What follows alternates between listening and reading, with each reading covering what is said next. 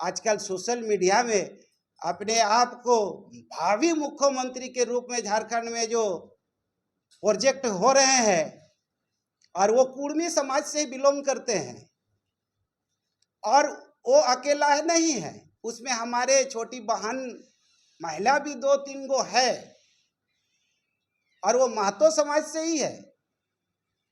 उन लोगों का देखिएगा यूट्यूबर में, सोशल मीडिया में किस तरह से भाषा और शब्द का प्रयोग करता है, तो उससे साबित होता है कि उन लोग कभी भी आदिवासी नहीं थे और नहीं है और नहीं होंगे, क्योंकि आदिवासी होने के लिए वो कैटेरिया होता है, उसका गुण और लक्षण।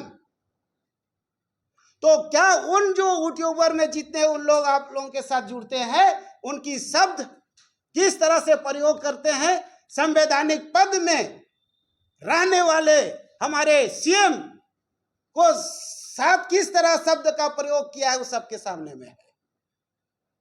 अरे सीएम ने गलत किया ठीक है, उनकी परिवार कल्पना सोरेन का क्या गलती है कि अब उनके खिलाफ भी इस तरह का शब्द बयान किया है, शब्द का प्रयोग किया है? क्या किसी से छुपा हुआ है? इतना ही नहीं, लोग कल्पना सोरेन का घर तक इन लोग ने गया, और उन लोगों के खिलाफ में भी इन लोग किस तरह से शब्द का प्रयोग किया है, ये आप के सामने है। सिर्फ हेमंत सोरेन के साथ ही नहीं, मुख्यमंत्री के साथ ही नहीं, हमारे श्रम मंत्री भोक्ता जी है ना, सत्यनारायण भोक्ता जी है ना, सत्यनारायण जो भी हो, उनके बारे में तो ऐसा उनका नेता बोल रहा है, भावी मुख्यमंत्री, जो बोलने लायक है ही नहीं सोशल मीडिया में। तो क्या ऐसी समाज हमको अनुसूचित जनजाति में जुड़ेगा ना, और हम लोग जोड़ने देंगे?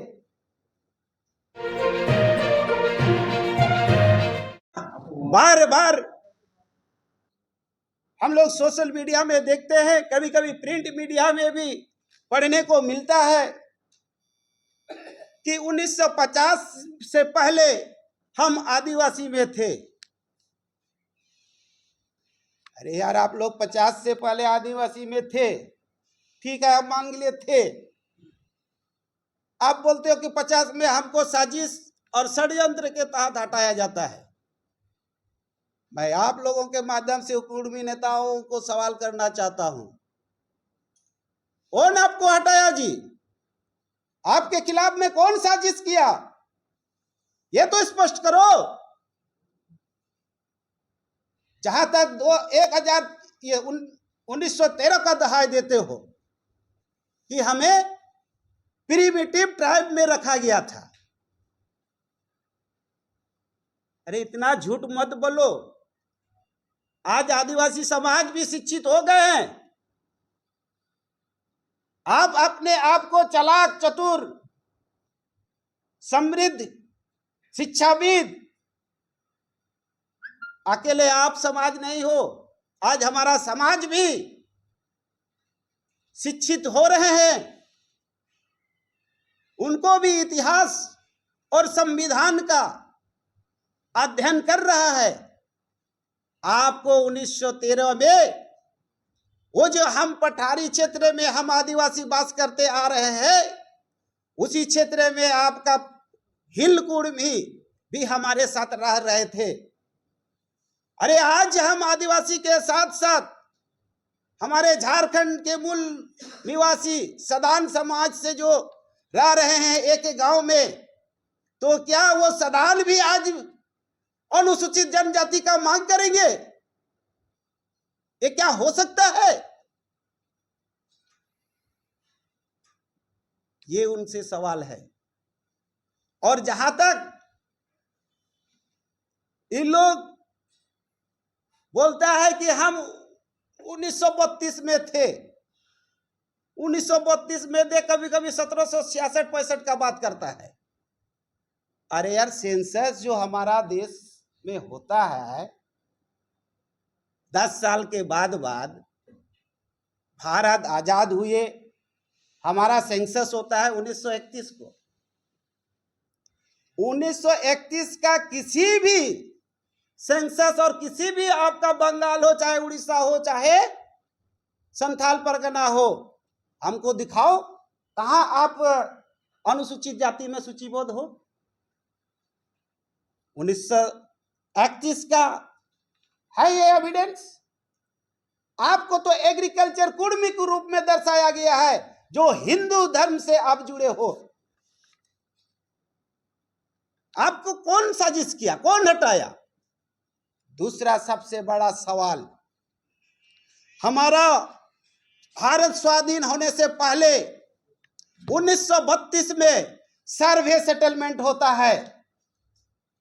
आज उस सर्वे सेटलमेंट में अगर अनुसूचित जनजाति में था तो उनका खतियान में भी अनुसूचित जनजाति दर्ज होना चाहिए था।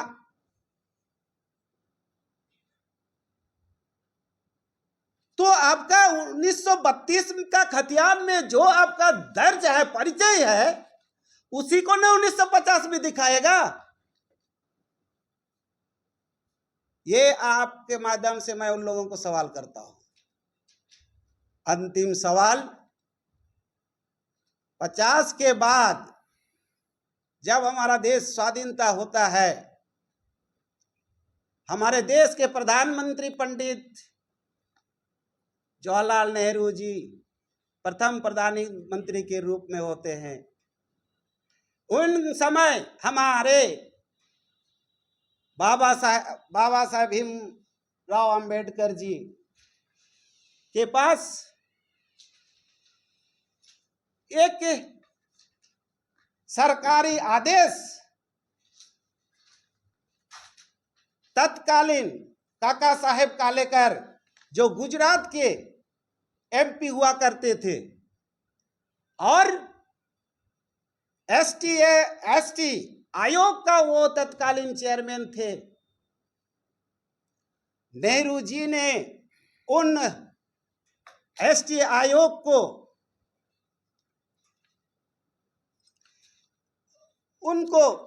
एसटी आयोग का चेयरमैन के रूप में गुजरात के एमपी काका साहेब कालेकर को जिम्मेवारी होता है और उनसे निर्देश दिया जाता है कि कौन कौन सी जाति अनुसूचित जनजाति से छूट गया है, उनका सूची आप सबमिट करो। ये नेहरू जी का सरकारी आदेश तत्कालीन अनुसूचित जनजाति आयोग के चेयरमैन काका साहेब कालेकर को जाता है। सामने में तत्कालीन मानभून एमपी भोजौरी महतो, जो कुर्मी समाज से बिलोंग करते हैं, काका साहेब कालेकर ने उनको पूछा, क्या महतो जी आप इस अनुसूचित जनजाति में शामिल हो गए? तुरंत उनका जवाब रहा, क्या सर आप हमको नीच जाति में शामिल करने के लिए बोल रहे हो?